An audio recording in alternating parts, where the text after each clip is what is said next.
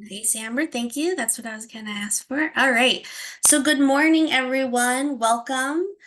You are at the informational webinar for the 2024, the fifth Oregon Supportive Housing Institute. I'm just going to go right to the next slide. Oop, too far, too far. Okay, so my name is Dana Schultz. I use she, her pronouns. I work at Oregon Housing and Community Services. I oversee the Permanent Supportive Housing, or the PSH program here at OHCS. And so I work with, OHCS works with Corporation for Supportive Housing to put on this Supportive Housing Institute. So just at the beginning of this presentation, I'm going to walk through what the PSH program at OHCS is all about.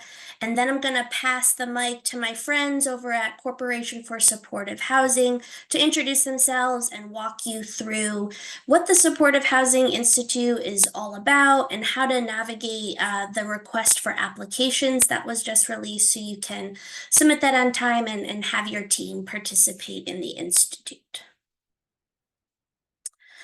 Okay, so let's do a little level setting about what permanent supportive housing, or PSH, is. So this is the type of housing that we're wanting to see come out of the Supportive Housing Institute. This is the type of housing that our PSH program is driving to build capacity for in Oregon and to see more PSH projects come to life across the state. So permanent supportive housing, or PSH, is housing that is first prioritized to serve the most vulnerable populations who are experiencing homelessness. For our PSH funding here at OHCS, we require that you serve chronically homeless households. This housing has to be deeply affordable to households living on extremely low incomes. So that's 30% AMI or below, often at zero income. This housing is permanent. It's not transitional, meaning there's no time limit, and folks are signing a lease just as they would in any other market unit or any other affordable housing project. And so PSH has to provide comprehensive tenancy support services, and these services need to be accessed on site. So we're talking about project-based PSH, so PSH operating all in one apartment building, not scattered site units where you're working with private landlords. And so these services need to be accessed on site at these projects or in someone's unit if that's where they need to meet with you. And these services need to be voluntary, so they can't be conditions of the lease, they can't be, and no one can be kicked out for not utilizing services. PSH can be provided via 100% models, where every apartment in the project is a PSH unit, or integrated models where just a few or a small percentage of the units are PSH, and then there's other types of apartments in the site. PSH needs to be rooted in the housing first philosophy. So this is really fleshed out in the Institute, but housing first essentially means we're not requiring anything of people before they access the housing. So we're not requiring sobriety first or the completion of a program to get in. It's all about accessing that housing first and then navigating services and support second. And lastly, PSH needs to be connected to the larger homeless service systems, often called the continuum of care. So we want to see this housing operating within that continuum of homeless service navigation. Okay, bear with me. There we go. Okay, so the PSH program at OHCS, like I said, our main goal is to build PSH capacity for organizations and also to create more PSH projects across Oregon. And so we offer 4 components in the PSH program. The first 3 are the funding resources to create the actual projects and to enable operations. So the first one is our PSH development capital. That's our sticks and bricks funding for the PSH site. We offer long-term project-based rental assistance to make units deeply affordable. We offer long-term PSH services funding so you can build out that program on site. And then the last piece is we offer technical assistance. TA assistance is a little redundant, sorry. So we offer technical assistance around PSH development. And that's what the Supportive Housing Institute is. So the Supportive Housing Institute, what you're here to learn about today, is a fourth component of, it's in the PSH program here at OHCS. And so projects that or teams that submit an application to this institute and they go through the institute and complete it, those projects are going to be preference for our PSH resources, the resources listed above. We want to see those projects get funded, so we will prioritize those in our funding processes. But I do want to specifically say that you're not guaranteed funding if you complete the institute with your project. You still have to meet quality PSH standards, our viability requirements, and go through the competitive process to receive funding. So your preference, but you're not guaranteed. So I just want to be clear about that. And so lastly, before I kind of hand it off to my friends at CSH to really talk about what is this Supportive Housing Institute all about, just to kind of explain who's who. So again, like I'm with Oregon Housing and Community Services. We are the funder of the Supportive Housing Institute. We sponsor it, we pay for it and put it on. And we also run the program that the funding for the projects comes out of. And then our partners at Corporation for Supportive Housing, they're the training and technical assistance team, and they also offer some lending services for PSH projects. But they're going to be running the Institute and really kind of being with you through that whole process if this is a journey that you are able to take. So I'm going to pass the mic to them and let them kind of introduce themselves and walk you through this process.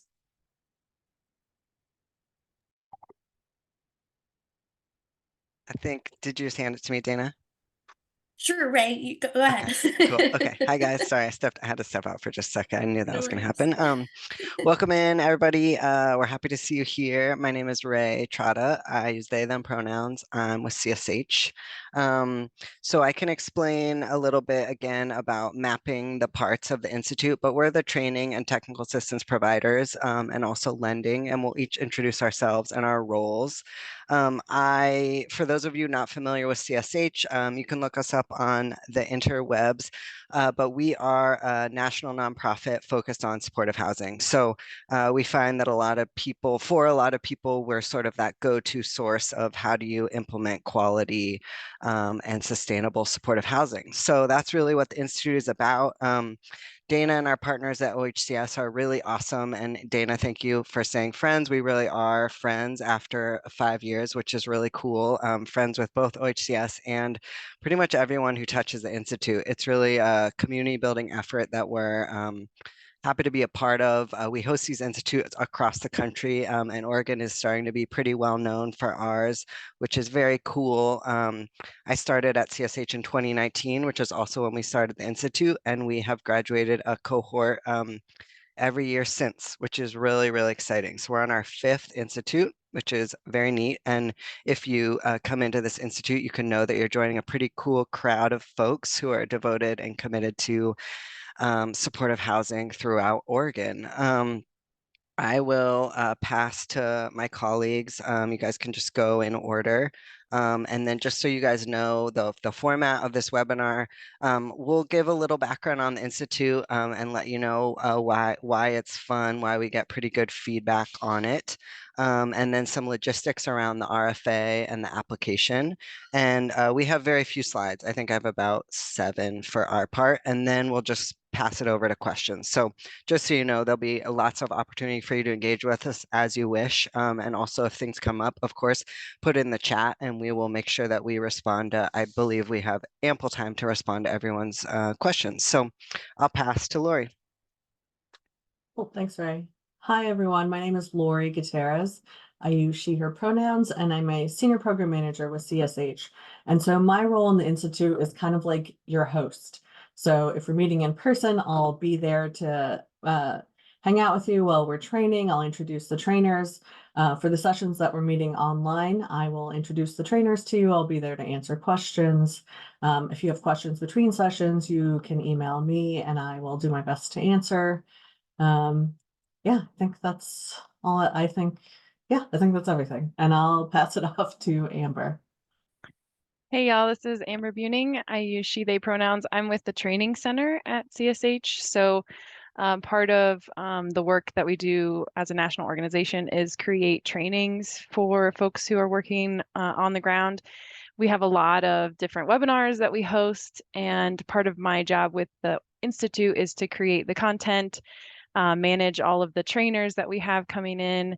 You know, because we're a national organization, we have a lot of expertise that we can pull from across our organization across the country.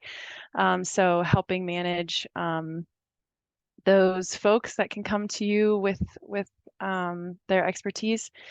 And yeah, just kind of coordinating content and things, and as resources, templates, anything that you might need to sort of help get your project moved more towards fruition. So lots of resources to share, and we will get into that a little bit later too. I don't know, is Rachel on the call? I'm here, yeah. Oh, great. I'll pass it to Rachel. Hi, everyone. My name is Rachel Mockery. I use she, her pronouns. I'm the Senior Community Investment Officer at CSH. I'm based in Seattle, Washington, and I do our lending and investment for Washington and Oregon. So you'll probably see me popping in and out of the Institute. I'll be leading one of the trainings that's more about the development and capital financing and all of that. And in my role, I'm able to offer pre-development and acquisition funding for permanent supportive housing projects. Awesome. Thanks, everybody. So that's kind of the overview. So OHCS, CSH, we work very closely in partnership. OHCS, of course, is the funder. So any funding questions, any technical assistance goes to them. And then we're kind of that training realm of we represent, kind of best practices, and we all bring in different expertise. The Institute's a great opportunity to get to know a lot of CSH because as you'll see, our training schedule is pretty intensive and really runs the gamut of what's going on in supportive housing and how do each of your independent but interlinked roles interact to implement quality supportive housing. So you get to meet with different experts, quote unquote. You really, we know that you guys are the experts and we just help support kind of peer learning and national best practices to have people succeed in what they're up to. I will go to the next slide. So before I say these logistics, I just wanted to name that the Institute, on the last slide, actually, I should add a column to recognize those who have graduated from the Institute. So now 5 years in, we have 8, I believe. Is 8 the right number? Or is it 9? I think it's 8 when I counted, but I'm going to say 8, but it might be 9. I think it's 8. It's 8. Okay, perfect. 8. So I just wanted to name and thank, and those 8 may even be in the room. So nice work, guys. You really make this like hope shine bright. So thank you. So just want to say Sequoia Crossings in Salem, that one just opened or is just opening like this week, which is very, very exciting. We're super stoked for them. That's the Shaw in Salem, Good Shepherd Village, Happy Valley, Riverbend Place, Ontario, Rogue Ridge, Ashland, Alder House and Julia West in Portland, Hattie Redmond, which is a partnership with Urban League in Portland, Keystone, Eugene, nice work, guys. We've seen a lot from Eugene in the past couple of years, and Tequila Springs in Gladstone, Clackamas. So as you can see, we're really starting to fill the state with representation for PSH, which is very, very exciting. And every year we're able to integrate the Institute a little bit more to real life. So when we start the Institute, we don't have a lot of examples statewide of what PSH looks like across the state. But now we're starting to fill out the map, and this is just the projects who have opened the doors, but really we have a lot more underway. So we're excited to explore with you guys. I also want to name that this is a very inclusive and welcoming institute. So we really honor, all peoples who come into this space, and also recognize like our state is very, very diverse in and of itself. I come from Medford, Oregon, originally Sluts, and then Medford, and now I live in Portland, and I understand that Portland can be an island of its own at times and can feel to the rest of the state like there are more resources, more devotion to certain topics than in other places. So I just wanted to share that background of mine, and that we've had people of very, very diverse and geographically diverse backgrounds come into the Institute, and it always makes me a little nervous, right, to have the blending of all the worlds. But I will say year after year, we get really positive feedback that like every single person in the room can learn from each other. And I think that's a really special thing about the Institute, and something that I'm proud to help support and always have a vision of, because we want everyone to feel welcome in the space. And we absolutely know this is hard work, hard work. You know, if you're taking on PSH, please do not take it on lightly. We will teach you that in the Institute, and you probably know that well, but it takes that commitment. So we really sit together, you know, day after day over these 5 months, and look at what does collaborative planning look like? How is this different from maybe tables we sit at prior, and what is it, what is the outcome? What outcomes can be different if we plan in this way? So I just want to give that note. Lori's going to give you a little bit more in-depth look at what the Institute will look like. But overall, that's kind of how we come to this work. And like I said, we're a growing cohort now of people who have gone through the Institute and who are interested in the Institute. So thank you again for being here. So some quick logistics. If somebody wouldn't mind putting these links in the chat for me, it should be in the slides. You should be able to access it. And sorry, my colleague's not like some person, you don't have to Google anything. So 2024 Institute, our materials are live. You guys have about a month to respond to the RFA and the application. You'll recognize that these are very similar from years past. We don't change it too much. We just try to ask the questions that we need to get the data that we need to respond to those that come in. But as you can see, some of this is very, very established at this point. So we have our RFA and application live on the CSH website. Those will be submitted to me at my email, which is on the screen. And you'll note that this year, we really want to make sure that we get all applications in. So you'll note that like you'll receive a confirmation within 24 hours. We just want to streamline the process and make sure nothing gets missed. So just read those fine details if you choose to apply, just to make sure that we're all on the same page and we can track what you submit. Applications are due March 5th.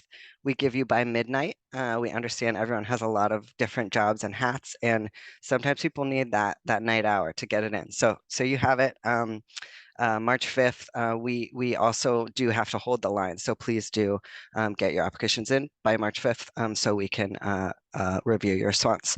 Cohort selection, early April, we review all the applications that come in and we choose the numbers. Dana, can you remind me, 8, is it this year? Yep, we have room for 8 teams this year.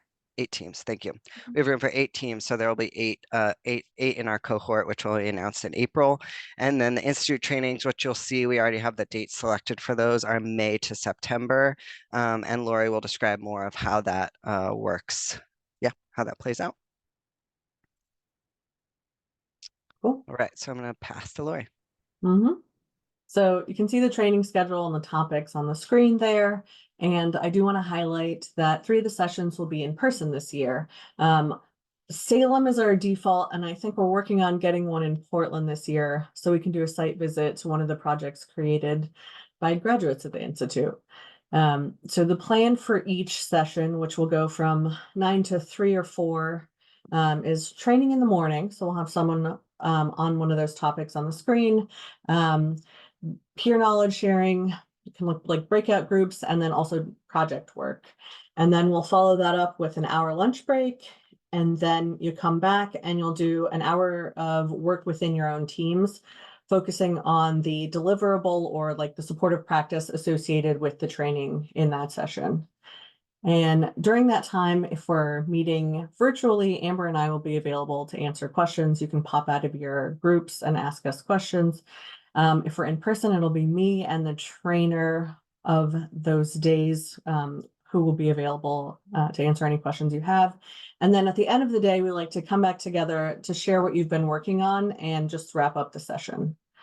We do want to reiterate that participation in Institute is required by all team members for every session. I think the purpose of this is just to ensure that there's enough opportunity for cross-learning. One of the rich things about the Institute is that we get all this time to work with other teams. Like, what are you doing? Are you having trouble with this or with that? and it really supports your team development, and it helps build successful project implementation. And I think the time spent together with your own team, like development, learning what services are working on, really builds a strong team and builds the understanding that, of what everyone else is doing and their importance to the project. And then I do want to point out the last session is called a project reveal. And this is when you'll present your projects to funders, jurisdictional and community leaders, and other interested folks. It's a really fun time.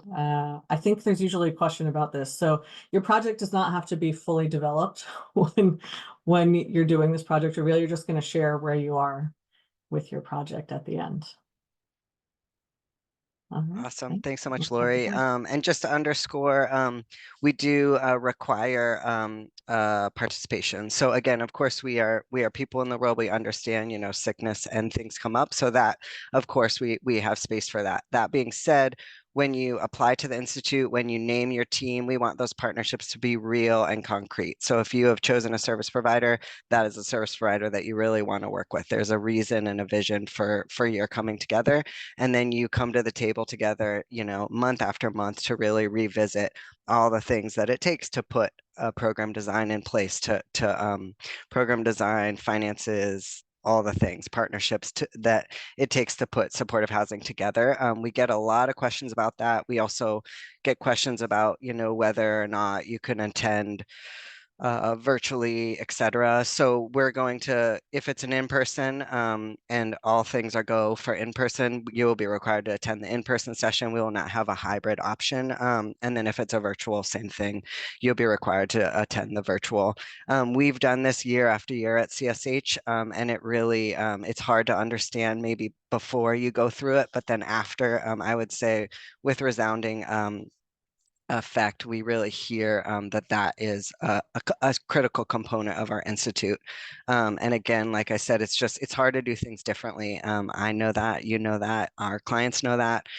So we try to foster that or facilitate that in this institute. And like I said, I really think of it as community building. So we really appreciate those who are interested in the institute, because they come and they're ready to go and they get to soak up, every experience, which is really cool. Hey Ray, can I just Yes, add, and please. sorry if you said this, Yeah.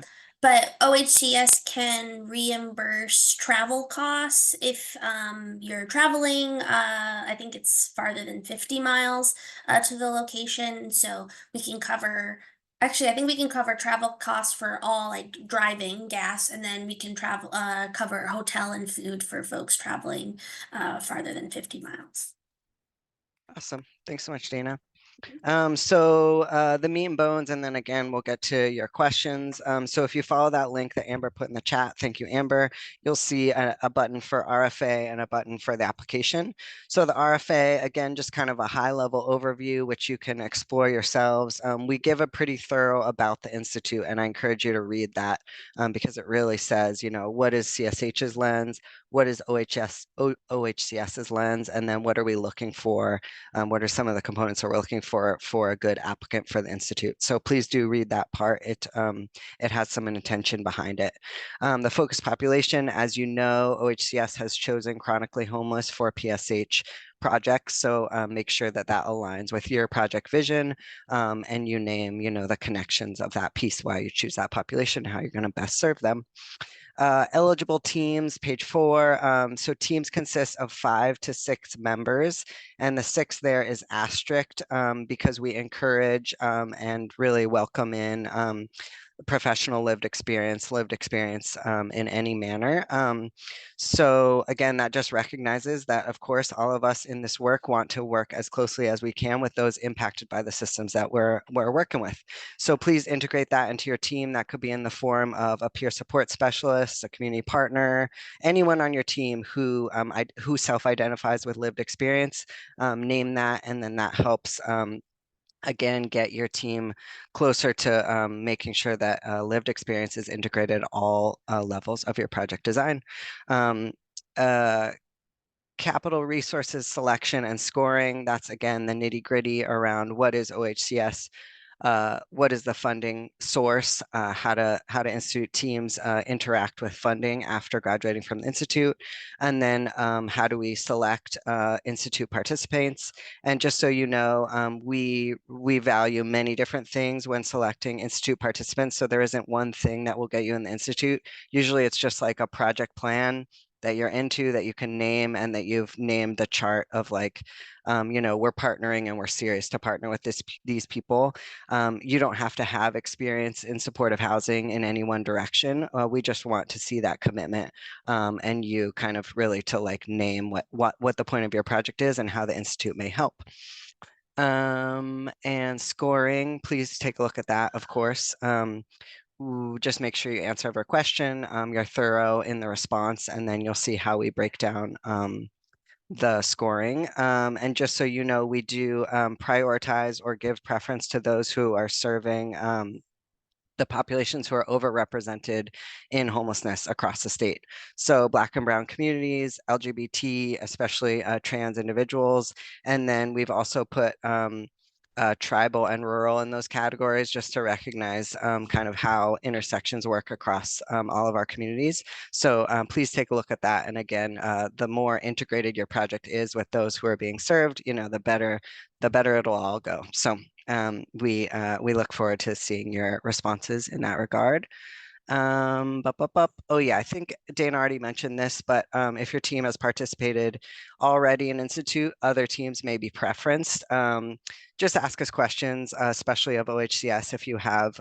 We're in contact. If you have been through the Institute, we know you, so just reach out and ping us as to why you may be wanting to go through the Institute again. It's not a hard yes or no, so we're happy to talk that through. And of course, we want to expand opportunity, so kind of two things at once. The application itself, hopefully pretty straightforward. Again, team membership. It is important to name who will be on your team, and is okay if those individual people change. But again, what we want to see is like a consistent, like, the partners and what the team you're putting together. Again, we understand change, but we want a plan. Basically, you want to see a plan in your project. Project concept, design, and focus population. Again, we just want you to draw those connections, right? What's the need in your community? How are you going to serve that need? And how do your partnerships demonstrate knowledge of those communities? Application narrative, there's about 9 questions. They are scored from project concept, readiness and accessibility, need for the project, and equity. Again, we really want you to look at, no matter where you are located in the state, like the disparities experienced by amongst chronic homeless, and name that and have a plan to serve those populations. Experience and capacity, again, that is, you do not have to have specific PSH experience. If you're experienced in what you do and you're willing to do housing first, you're awesome for the Institute. Participation needs are not scored, but we want everyone to be able to participate. So again, like Dana said, travel is reimbursed. And if there are accessibility needs, we will work with you to make sure you can participate to your full ability. Scoring criteria is again on the RFA 5 to 6, and I named that piece about additional points to those serving the communities most impacted by chronic homelessness. All right, these are just a few resources, and then we'll turn it over to y'all for questions. So this first one here is, if you wouldn't mind somebody putting these links in the chat for me, that would be awesome. I don't think that people can click on these. Thank you. So yeah, the first one is, again, OHCS, our partners. They have a very thorough page, right, about the PSH program. So check it out. If you're unfamiliar with PSH, check that out. This second link I'm super excited about, Dana, and I don't know if you want to speak to it, but your dashboard, actually, I'll pass it to you because it's your dashboard. Sure, yeah. So the Affordable Rental Housing Division at OHCS just released our dashboard, which essentially, does a fun data sharing of what we've funded, and there is a specific PSH button because we know it's such a unique initiative out of that division. So you can click into that, and just see all the projects that have identified as PSH and what resources they're using from us, kind of what percentage of PSH units are in their property. And then, you can always reach out to me if you would like a connection to some of those projects because you can see where they are on the map and I can make those introductions for you if you want to pick their brain. And there's even a little indicator if they've attended the Institute or not. So you can see if that's a team you want to connect with. So.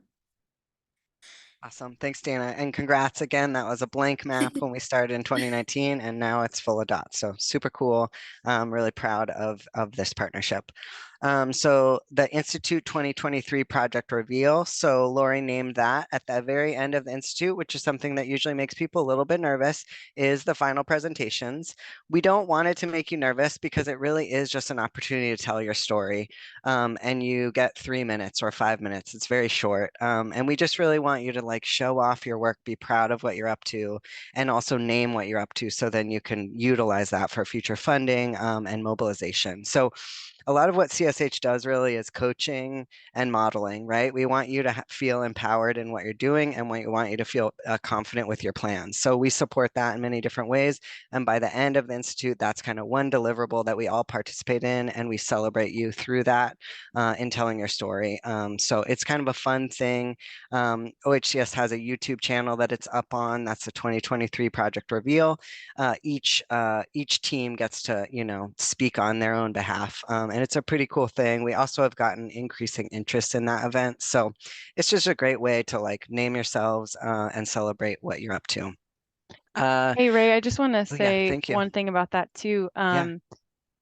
That we invite a lot of other funders and it's kind of a public event. So just be aware of that, that you'll be presenting some of your project details in a public forum. Just wanted to make note of that. Yeah, thanks so much, Amber. And again, like throughout all of this, we work with you. So as you guys have questions of like, hey, this part isn't public, what should I do? We will work it through with you, but it's a great thing to think of ahead of time that like you're going to participate in the Institute for the reason of collaborative planning. And at the end, you get to tell your story and you can modify that story, but it will be public because again, this follows a trajectory of like investment in PSH that we hope happens. So, and yes, we do a dry run. We teach you, not teach, but we help you remind you that the things that make for an effective presentation. The CSH Training Center, we link that here. So as you may already know, a lot of people access on-demand trainings from CSH, and there are so many of them. So if you're curious about like, what am I really getting into and what are the trainings going to be like, please take a look at our website. That's less to promote us and more just like to familiarize yourselves with like what we do and what sort of topics we bring up, because most of what's on the website also comes into the Institute training.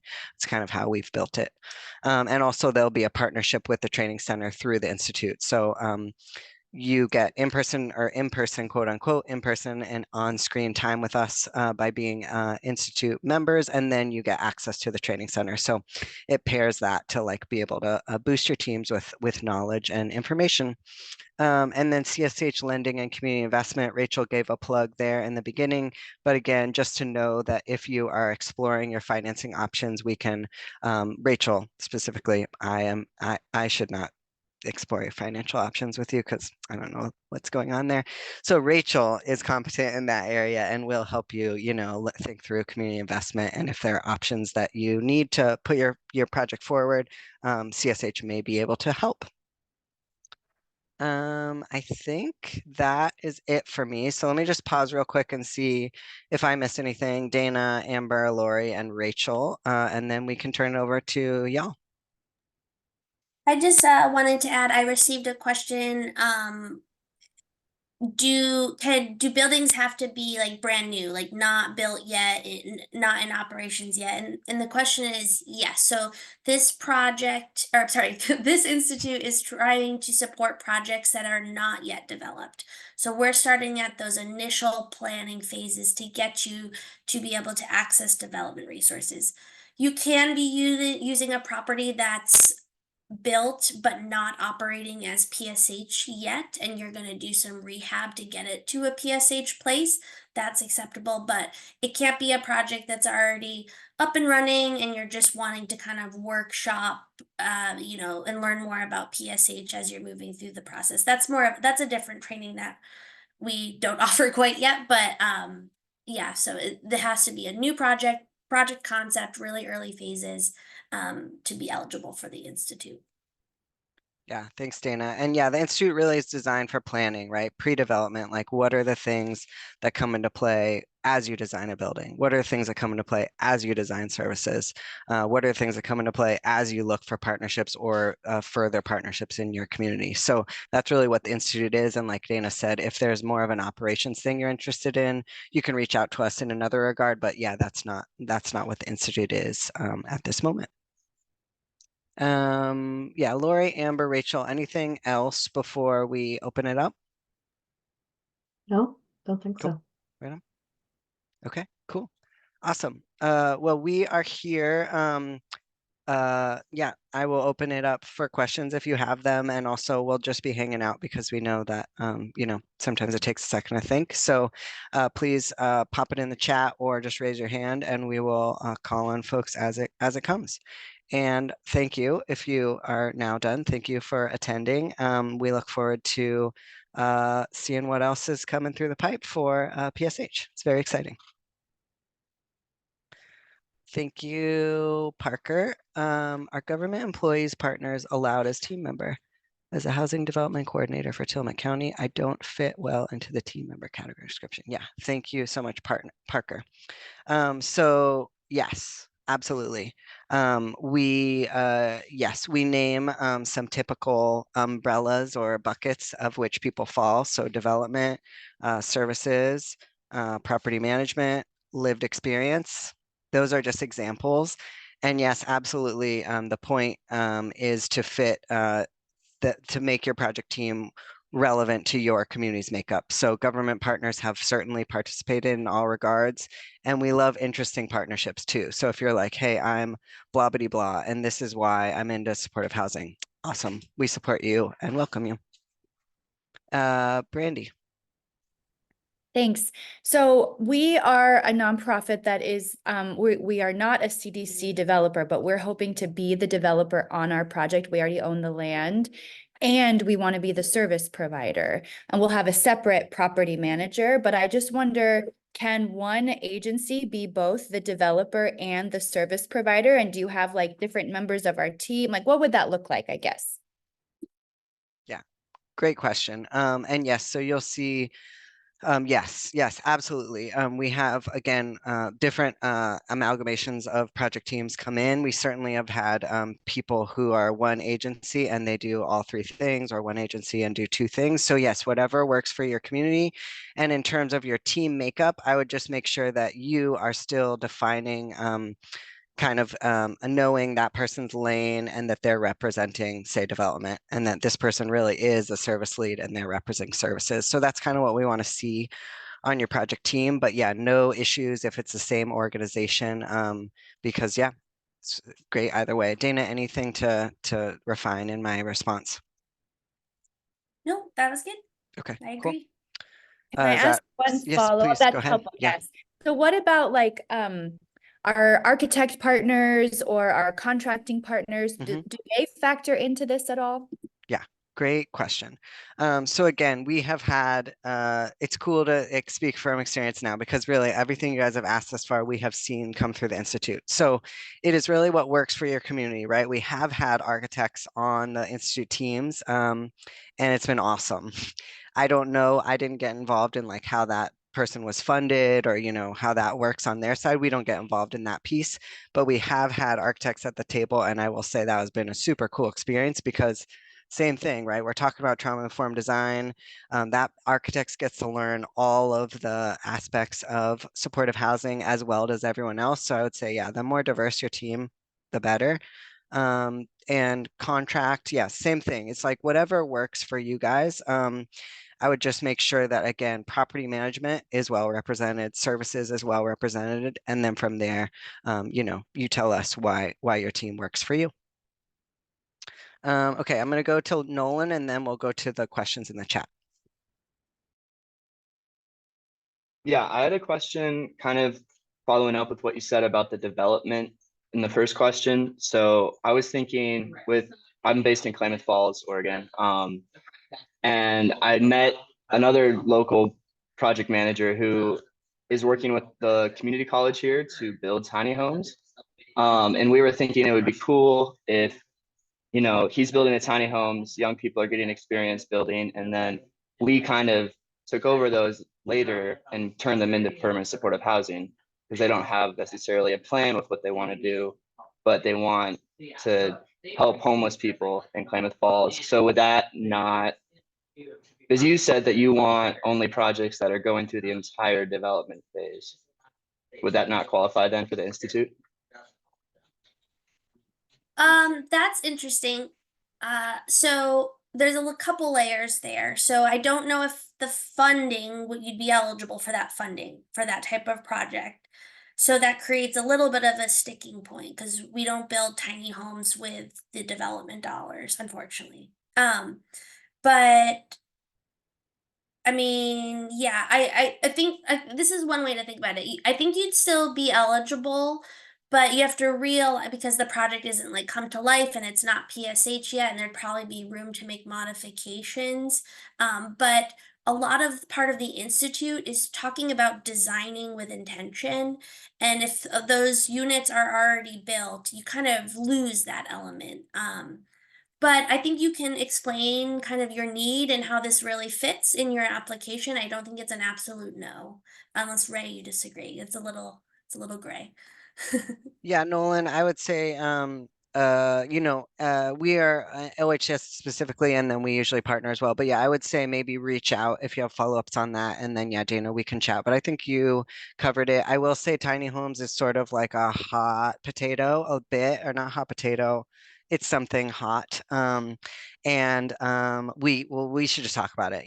We support Klamath Falls, and we want to make sure that really for PSH, we have a intention and requirement that really, projects are sustainable for 30 years plus, and that it runs into kind of some dicey stuff with tiny homes. So we can talk it through, but we want to encourage, you to keep thinking and us to consider. So if that feels okay, Nolan.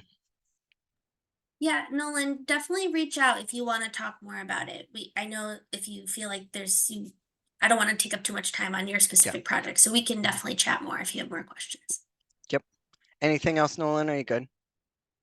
No, I'll reach out and we can talk about it. Cool. Yeah, okay, thanks so much. I'm gonna go to the chat here, and if you guys could help me if I'm missing anything. Susie, thank you. How many applicants applied last time, and 8 projects will be approved to go into the Institute? Yes, 8 projects will be approved to go into the 2024 Institute. How many applicants applied last time? I don't recall. I know it's varied from like 37 in the beginning to less. Do you Right, recall, Dana? I think we got like 13 last year, and we were able to take maybe 10. Yeah. Yeah, it's been pretty variable every year, so we can't say exactly your likelihood. But that said, I will say because this process is usually repeated, it doesn't necessarily hurt to come in. You can get pretty good feedback even if you're not selected. So I would say it might be worth applying no matter what, if you're worried about competition. Nolan, is there a template for a letter of commitment to attend the Institute from a partner? It's a great question.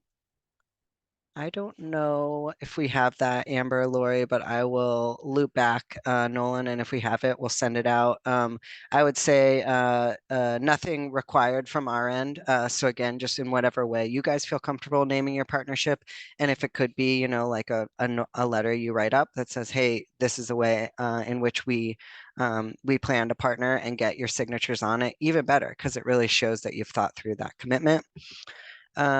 Stephen. This might be Dana. Yeah, so Stephen asks, under the OHCS PSH program, if a person raises their income above 30% AMI, can they remain in PSH housing?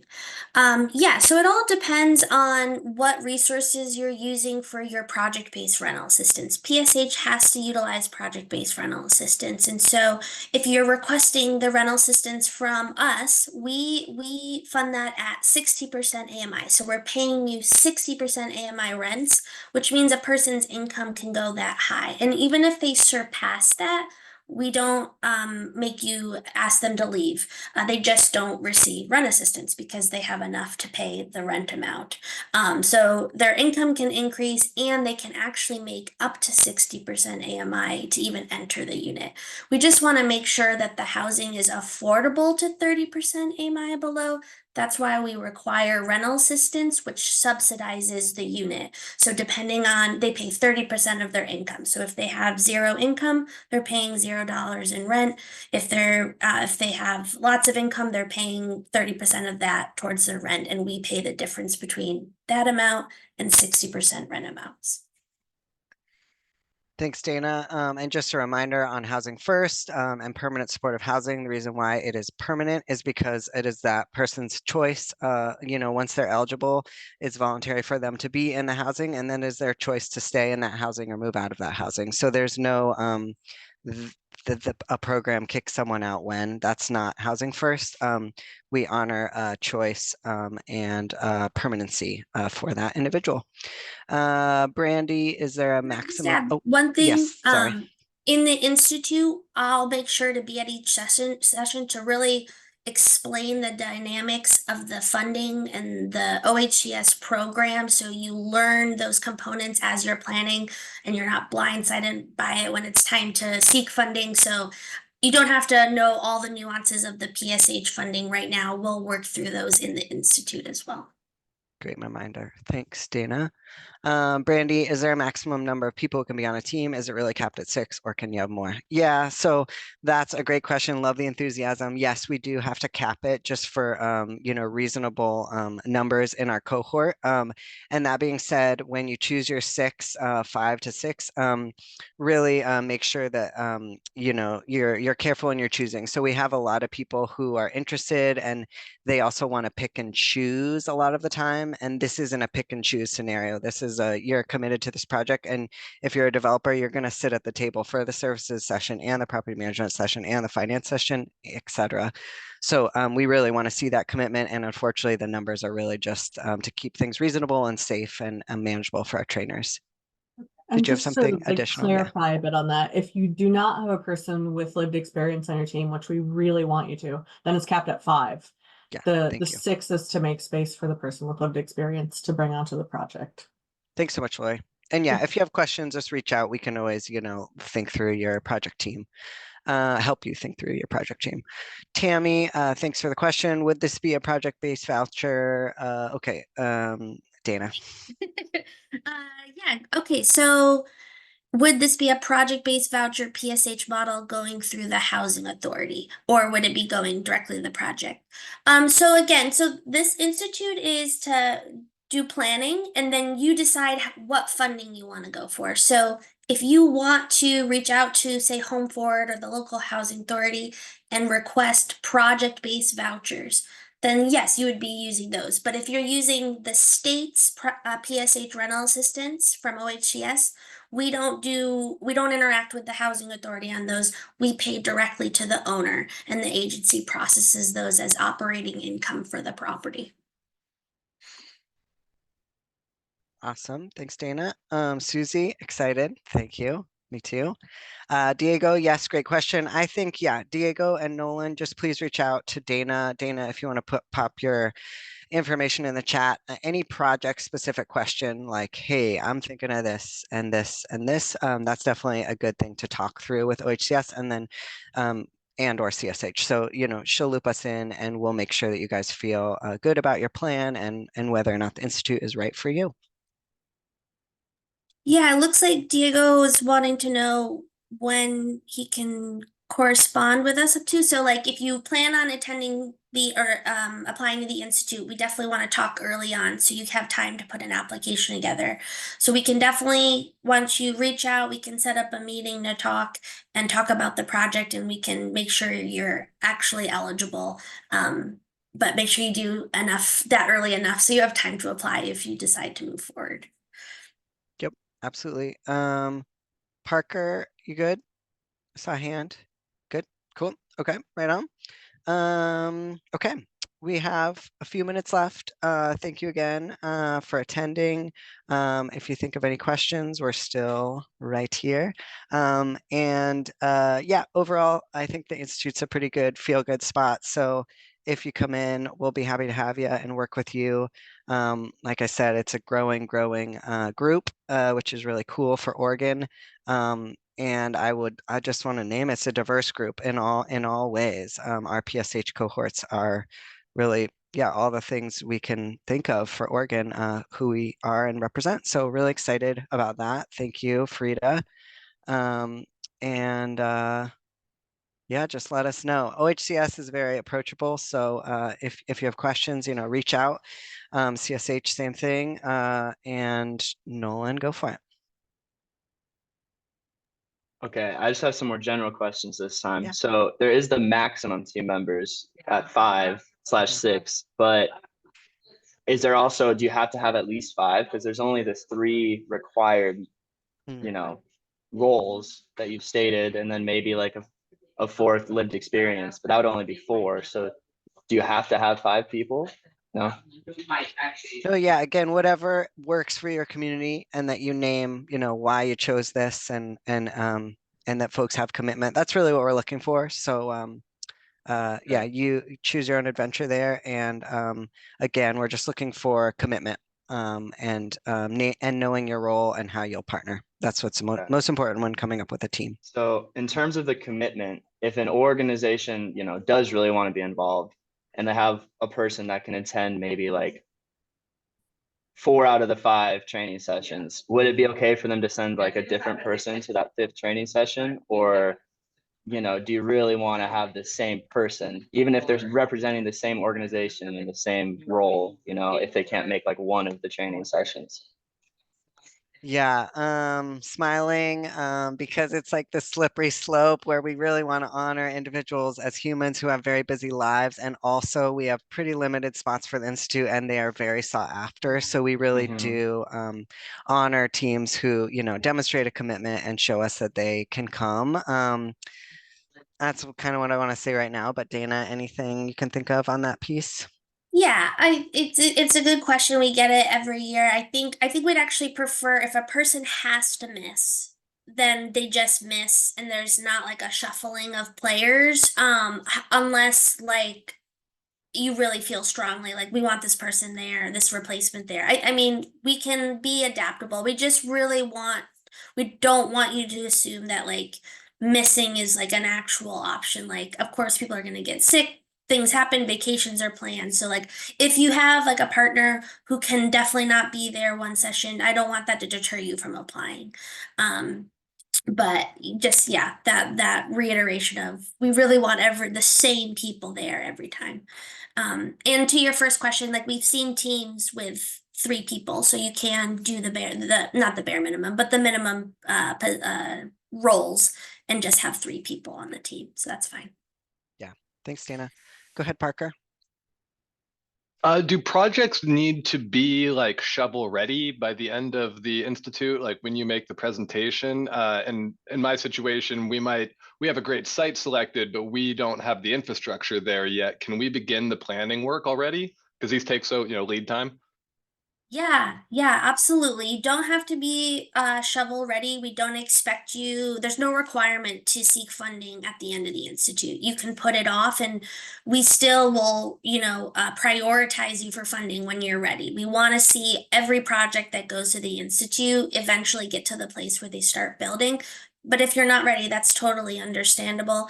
And like the site control question, we don't require site control. We just preference teams who have it because we would like readiness. Readiness is definitely the goal here, but it's not an absolute, like, if you're not ready, you can't do this. So.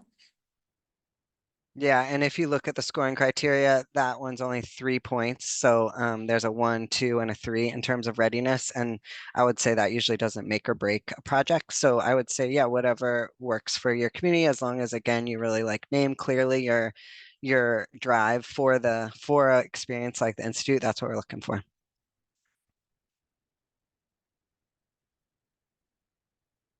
Awesome. Great questions, guys. Thank you so much. Really appreciating the attention here. It's super cool.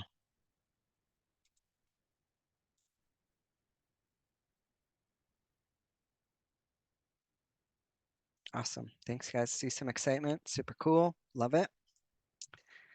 Oh, cool. Do good. Awesome. Sweet. Yes, Dana's email is in the chat.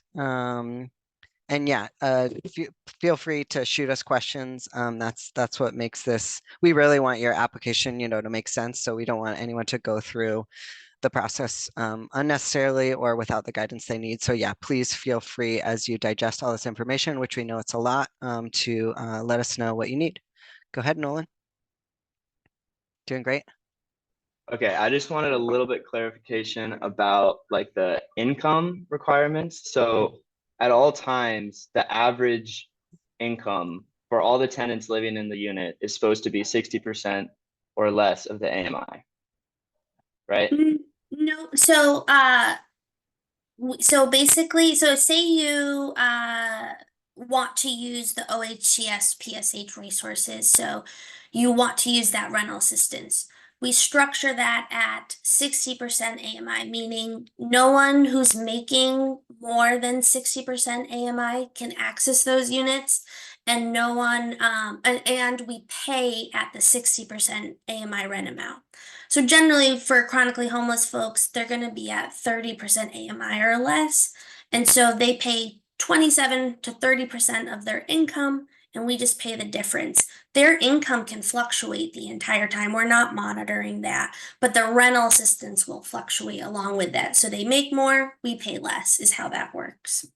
Okay. Yeah, my question was kind of coming from the perspective if they were to like raise their income after they've entered into it, like Yep. if that could threaten our eligibility to receive the fund to like continue paying them, Nope, their income can go up. We would just adjust the rental assistance that we pay for that unit accordingly. And if they eventually went over 60% AMI, they just wouldn't get any rent assistance. And they could still be receiving services, but they would be paying the full rent amount themselves. But in the world of PSH, that might signal that someone might be ready to move on, and you can support them into a next housing opportunity. But we're not saying, hey, they're making too much money, get them out of here, you're losing your funding. No, it wouldn't be like that. We would just adjust rent assistance payments accordingly. Okay, thank you. Yeah, of course.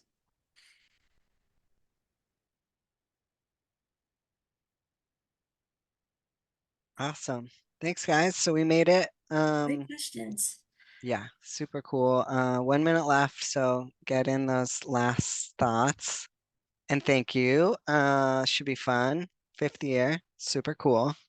Glad to see again so many folks here. It's awesome. And yeah, we look forward to hearing from you. The application and the RFA are all very thorough, so take a look at those, and then let us know if you have additional questions. And we look forward to seeing y'all again, working with whomever we work with. Thanks, everybody, OHCS and CSH, and to all of you. Appreciate everybody. Thank you. See ya.